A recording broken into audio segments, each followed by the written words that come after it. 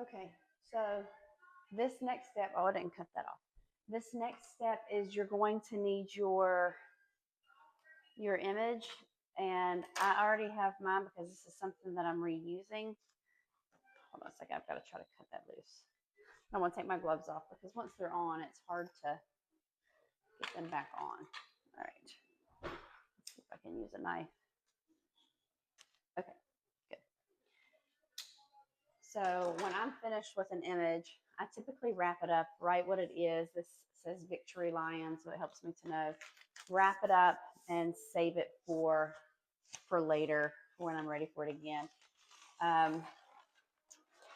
This is attached to craft paper because that's where my original image was. And then it's got this, and it's pieced together. So your image doesn't have to be pieced together. I'll show you a video on how to get your image onto a sheet of paper. There's a couple different ways. One way is you can take your image and you can send it over to the UPS store through email, and they'll print it for you on the size of paper that you want. That's one option. It costs money, but I guess everything really does. It depends on how much you want to spend. You can buy newsprint in a roll and copy it yourself, or you could do it on the craft paper. What I found, and that's why I have it on craft paper and on white paper, is because I did get a roll of craft paper and I thought I could do it on craft paper, but actually it's more difficult because the light doesn't go through very well. So I don't recommend craft paper for your transfers.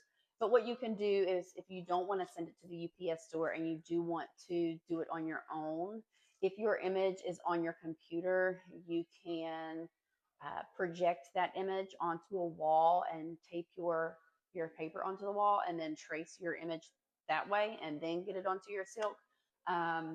There's many different ways that you can get your image onto your silk. Or if you're super, super talented and you can hand draw it all by yourself and not have an image, that's pretty stinking cool too. And so then you don't even have to do the image part and you can skip this part altogether. But for those of us who don't do a lot of freehand, or have something very specific in mind that you want to do, this is a great option. So we're going to take this here and we're just going to lay it out, and I'm going to tape it down so it's not shifting. Okay, you can see I have it all taped down now. You can see where I pieced these together.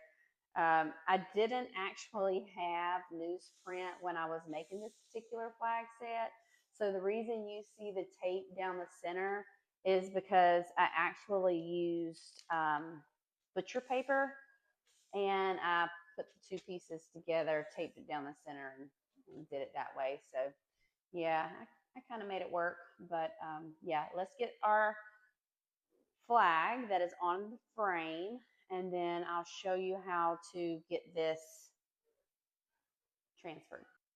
All right, if you remember earlier, I said we had to decide which is going to be our rod side and which is going to be the side without the rod. So because I mentioned earlier how this section didn't quite line up, I was going to make that my rod side. So this is where the rod is going to be in our rod pocket.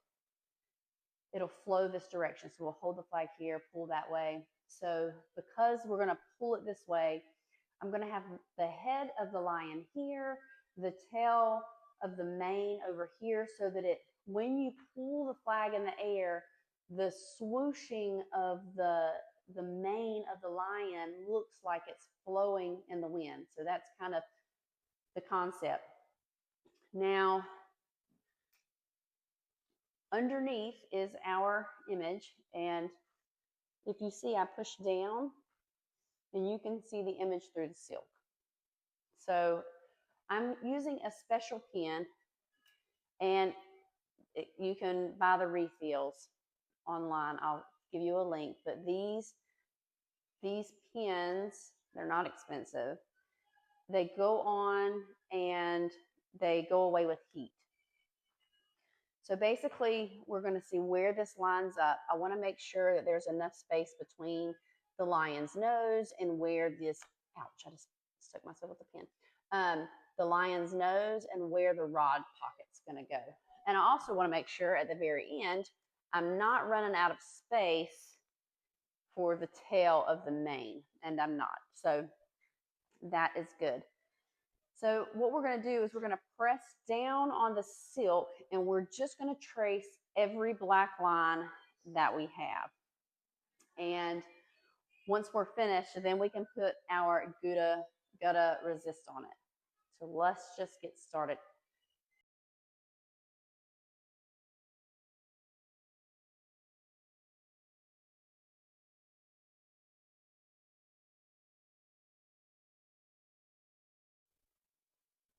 Okay, now it is all traced out. It took 2 pins to do this. Now we're just going to get our Gutta in the bottle, and we're going to cover the lines that we just drew.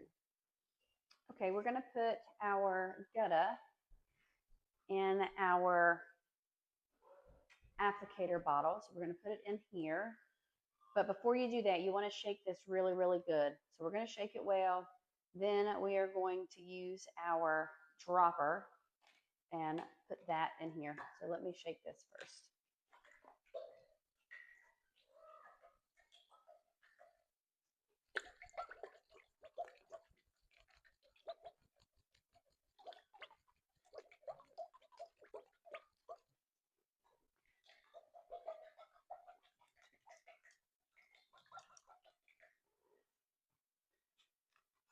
Okay, when we shake this,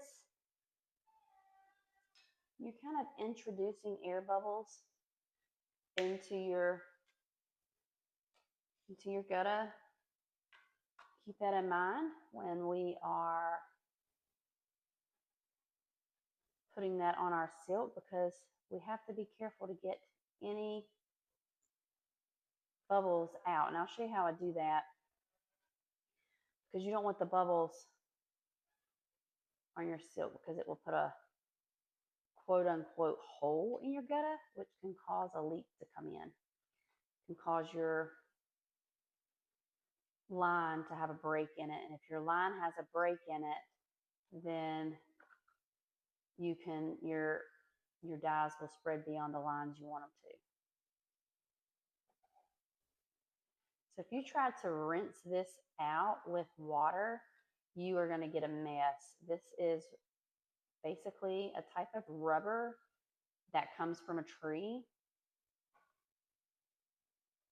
and you're not going to be able to get that out with plain water. I'm going to set that to the side in an empty cup. Clean off the tip of this. And then I'm going to put our cap in there. And that has the 5mm tip on it. So I'm done with this.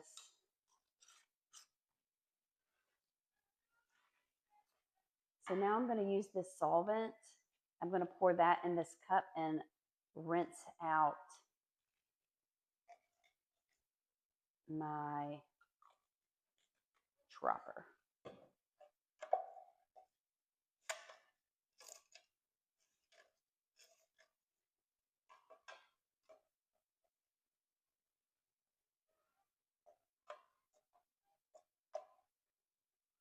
Okay, I'm going to let that sit to the side and soak. I just got some of that on here. Brought it down my silk. Could have been a mess. Okay, so now let's see if I can adjust this camera slightly to show you what I'm doing. So as I put this on the silk, you'll notice that I may come on my hand every once in a while and do this. And what I'm trying to do is make sure there's no air before I start applying the silk. So if you see me putting Gutta on my hand, I'm trying to make sure that I'm not getting an air bubble before I start a new line. I may not do it every time, but I do try to make sure I get these air bubbles out as we go. For me, the key is making sure, sorry, let me adjust the camera. The key is making sure we are, I should have had this adjusted ahead of time. Making sure we are dragging our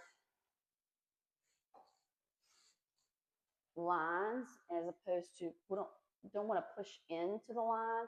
We're going to drag away, connecting our pieces, connecting our lines together. You don't want to put a lot of pressure with this on your silk because you can rip your silk. This has a sharp edge on it. So you basically want to work away from yourself. This stuff dries pretty quick. The good thing about this is even if it's still wet, you can still work with it. If you're using a water-based resist, it has to dry 100% before you can start painting on your silk. So that is one reason I like this. But yes, you don't want to drag your hand through what you've already drawn on with the Gutta because you'll smear it. So basically go away from your lines. So I'm just going to get started. I'll speed this video up and just let you watch as I go. I'm probably going to start at the top and work my way down, but I may change my mind. So I'm not 100% sure what this is going to look like. It's different every time. You see that? You see that air bubble? That's what I don't want on the silk. There's an air bubble in that. Okay.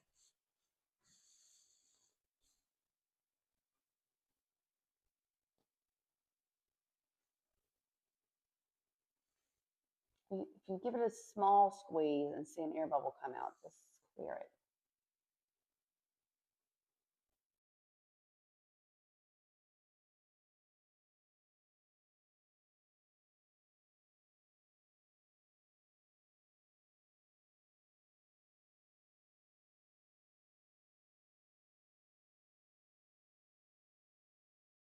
So there we have it.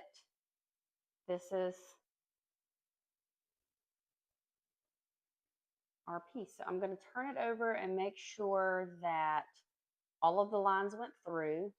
After I've done that, I'm going to go ahead and look at every single line in detail and make sure that I did not leave any break in the line, because leaving a break in the line is going to cause your dye to go into places that you didn't want it to go.